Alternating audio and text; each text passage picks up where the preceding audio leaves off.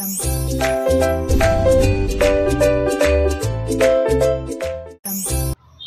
everyone, welcome to my channel Chemistry SR. Those who are new here, myself Subbarayudu. I teach chemistry in simple and engaging way. If you are interested, keep watching. ఈ వీడియోలో మనం intermediate first year chemical equilibrium అనే చాప్టర్లో relation observe చేస్తున్నాం. ఎవరెవరికి relation అంటే equilibrium కాన్స్టెంట్కి, Gibbs free ఎనర్జీకి అండ్ రియాక్షన్ కోటియంట్కి వీటి మధ్య రిలేషన్ ఎలా ఉందో చూద్దాం. ఇది థర్మోడైనమికల్ ప్రిన్సిపల్స్ అంటాం. ఇవి మనకు రియాక్షన్ ఫీజిబిలిటీ, రియాక్షన్ పాజిబుల్ అవుతుందా లేదా, ఫార్వర్డ్ డైరెక్షన్లో జరుగుతుందా లేదా అనేది గెస్ చేయడానికి హెల్ప్ అవుతాయి. Thermodynamical principles give information regarding the feasibility of a reaction అంటాం. అది ఇప్పుడు పాజిబిలిటీ ఆఫ్ ఎ రియాక్షన్ చూద్దాం. Mathematical expression for thermodynamic view of equilibrium. మన ఈక్విలిబ్రియం స్టేట్కి రిలేటెడ్గా థర్మోడైనమికల్ ప్రిన్సిపల్స్ని మనం అప్లై చేసుకుంటే ఆ మ్యాథమెటికల్ రిలేషన్ ఎలా ఉంటుందంటే డెల్టా జీ అంటే change in Gibbs free energy is equals to standard Gibbs free energy change, standard పైన నాట్ ఉందంటే standard plus RT LN Q. This is the relation between Gibbs free energy, standard Gibbs free energy, reaction కోటియంట్.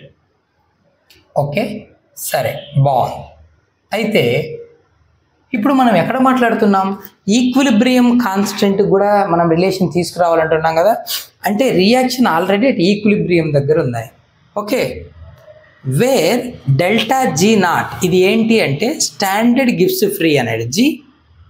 ఓకేనా, R T, R ఏంటి gas constant, T temperature in kelvin, LN natural logarithm, Q అనేది reaction quotient. Okay, సరే, బాగుంది. Delta G change in Gibbs free energy. ఇప్పుడు equilibrium దగ్గర తీసుకుంటున్నాం, ఎందుకంటే equilibrium constant కావాలి మనకు, దానికి రిలేషన్ తీసుకురావాలి. At equilibrium change in Gibbs free energy value is equals to 0. Gibbs free ఎనర్జీలో చేంజ్ 0గా ఉంటుంది. రియాక్టెంట్ కోటియంట్ అనేది ఈక్విలిబ్రియం కాన్స్టెంట్ కేసీకి ఈక్వల్ అవుతుంది. Equilibrium constant KC and reaction quotient define in the same manner can be calculated with the same formula, but KC value is measured at equilibrium, quotient is measured at any time అంటాం. ఇక్కడ మనకు at equilibrium అని అంటున్నాం కదా, అప్పుడు reaction కోటియంట్ బదులు ఏం రాయాలి? ఈక్విలిబ్రియం కాన్స్టెంట్ కేసీ రాయాలి, సింప్లీ కే. దెన్ ఏమవుతుంది? సే ఇది 1 అనుకుంటే అందులో సబ్స్టిట్యూట్ చేద్దాం. Delta G value at equilibrium 0 కదా, సో డెల్టా జీ 0 అవుతుంది. దేర్ఫోర్ 0 ఈజ్ ఈక్వల్స్ టు ఏముంటుంది? Delta G naught 0 is equals to delta G naught plus RT LN Q ప్లేస్లో ఏం రాయాలైనా కే రాయాలి, ఈక్విలిబ్రియం కాన్స్టెంట్. ఓకేనా, ఇప్పుడు డెల్టా జీ అలాగే ఉంచి దాన్ని ఇటువైపు తెచ్చావనుకో మైనస్ అవుతుంది కదా, అంటే ఓవరాల్గా ఏం రాయొచ్చు? Delta G naught is equals to minus RT LN K. ఇది స్టాండర్డ్ గిబ్స్ ఫ్రీ ఎనర్జీకి ఈక్విలిబ్రియం కాన్స్టెంట్ కేకి మధ్య ఉన్న రిలేషన్.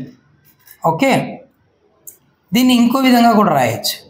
ఈ న్యాచురల్ లాగరిథం లేకుండా లాగ్ టు ద బేస్ 10 తీసుకున్నామంటే delta G naught is equals to minus 2.303 RT log K, means log to the base 10.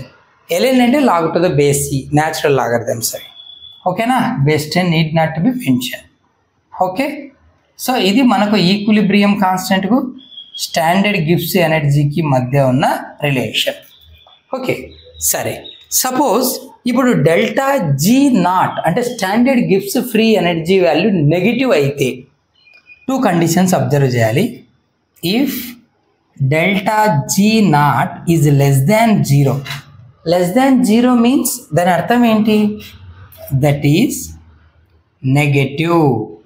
Delta zero value delta naught G అంటే standard Gibbs free energy value 0 కన్నా తక్కువగా ఉంటే, అంటే నెగిటివ్గా ఉంటే the reaction is spontaneous.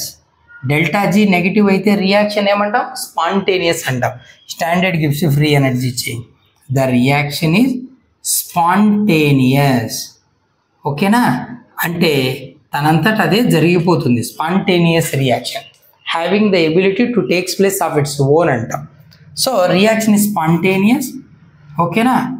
And proceed in forward to an extent. ఎంత బాగా జరుగుతుందంటే forward, proceed in forward to an extent where the products are predominant.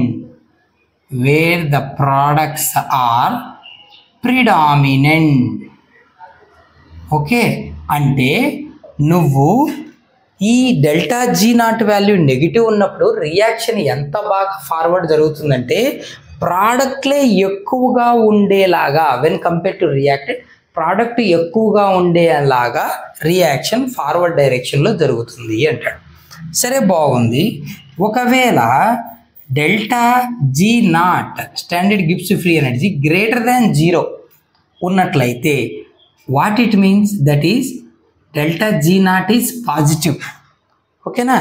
అప్పుడు ఏమంటామంటే ద రియాక్షన్ ఈజ్ ఏమని చెప్పచ్చు? నాన్ స్పాంటేనియస్ అనొచ్చు. Non spontaneous. ఓకేనా? స్పాంటేనియస్ కాదు అంటే ఫార్వర్డ్ అంత బాగా జరగదు.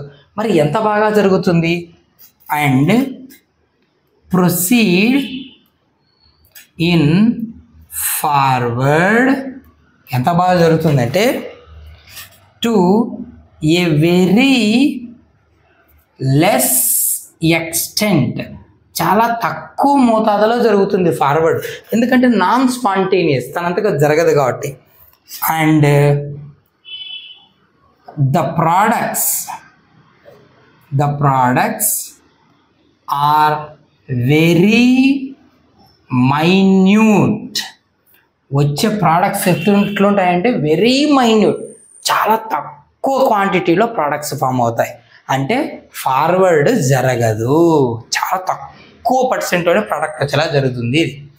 So this is the information which give the relation between equilibrium constant, quotient and Gibbs free energy. ఓకేనా? ఏమైనా ఆబ్జెక్టివ్గా అడిగేదానికి ఛాన్సెస్ ఉన్నాయి. At equilibrium what is the relation between and వీటిపైన, లేదా at equilibrium what happens when delta G naught is less than 0 లేదా greater than 0, లేదా more products are formed when compared to reactant, then what about the delta G value? ఇలా అడిగే chance ఉంది. Hope you understand. Keep watching, but don't forget to like, share and subscribe.